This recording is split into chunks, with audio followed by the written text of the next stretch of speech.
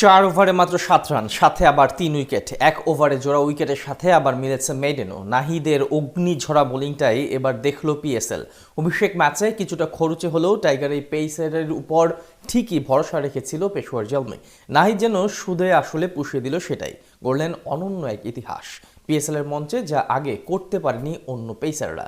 নিজের দ্বিতীয় ম্যাচ খেলতে এসে তবে কি এমন কীর্তি করলেন নাহিদ রানা, সেটার বিস্তারিত প্রতিবেদনে।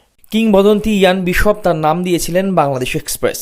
বছর দুয়েক আগেই বলেছিলেন তার যত্ন নিতে। বিশ্ব ক্রিকেটের পরবর্তী সুপারস্টারের তকমাটাও দিয়েছিলেন নাহিদ রানাকে।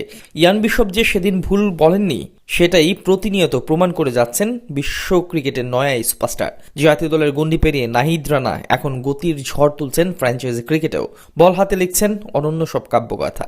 পিএসএল এর 11 বছরের ইতিহাসে যেই রেকর্ড স্পর্শ করতে পারেনি কেউ, সেটাই মাত্র দ্বিতীয় ম্যাচেই করে ফেললেন নাহিদ রানা। আমাদের বাংলাদেশ এক্সপ্রেস আর তার এই গতির ঝড়কে কর্নিশ করতে বাধ্য হয়েছে বাবর আজমের মতো মহাতারকাও। পাকিস্তানের জনপ্রিয় ফ্র্যাঞ্চাইজি লিগের ইতিহাসে পেসার হিসেবে এক ম্যাচে 4 ওভারে কোটা পূর্ণ করা বোলারদের মধ্যে নাহিদের ইকোনমি এখন সবচেয়ে কম। করাচি কিংসের বিপক্ষে 4 ওভারে মাত্র 7 রান দেয় নতুন এই কীর্তিতে নাম তুলেছেন বাংলার এই গতি তারকা। এর আগে পেসারদের মধ্যে সবচেয়ে কম ইকোনমির কীর্তিটা ছিল পাকিস্তানি পেসার মোহাম্মদ সামির। 2016 সালে এই করাচির বিপক্ষেই 4 ওভার বল করে 8 রান দিয়েছিলেন তিনি।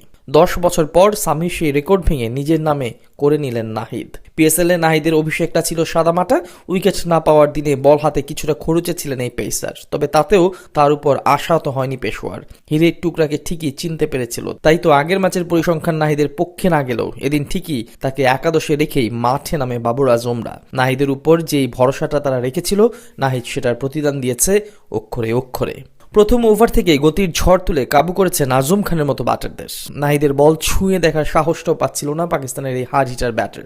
প্রথম 4টা বলই সোজা গিয়ে পড়েছে কিপারের হাতে। আর প্রথম সাফল্যটা ধরা দেয় ব্যক্তিগত দ্বিতীয় ওভারে নাহিদের গতির কাছে পরাস্ত হয়ে ক্যাচ তুলে দিতে বাধ্য হন ব্যাটার সাদবেক। নতুন ব্যাটার মঈন আলীকে তো নাচিয়ে ছেড়েছেন। নাহিদের এই গতি দেখে প্রশংসা করতে বাধ্য হয়েছেন বাবর আজমও। তবে আসল খেলাটা তো তখনও বাকি ছিল। নিজে তৃতীয় ওভারে নাহিদ দেখালেন আসল চেহারাটা। প্রথমে খুশদিল শাহ আর পরে অ্যাডাম জাম্পা দুজনকেই পরাস্ত করলেন গতি দিয়ে। সেই সাথে ওভারটা শেষ করলেন কোনো রান খরচ না করে। আর নিজের শেষ ওভারে মাত্র 1 রান দিয়ে পৌঁছে যান ইতিহাসের পাতায়। 4 ওভারে 7 রান খরচ করে 3 উইকেট নিয়ে নেন। এখনকার ক্রিকেট দুনিয়ায় যা রীতিমতো অবিশ্বাস্য এক বোলিং ফিগার, তার উপর আবার পেস বোলার হিসেবে এমন ফিগার তো যে কারো কাছে নিছকই স্বপ্নের মতো। আর সেই স্বপ্নটাই কিনা সত্যিতে রূপান্তর করে ফেলেছেন নাহিদ রানা, যার গতির ঝড়ে এখন কাঁপছে পিএসএল এর মঞ্চ।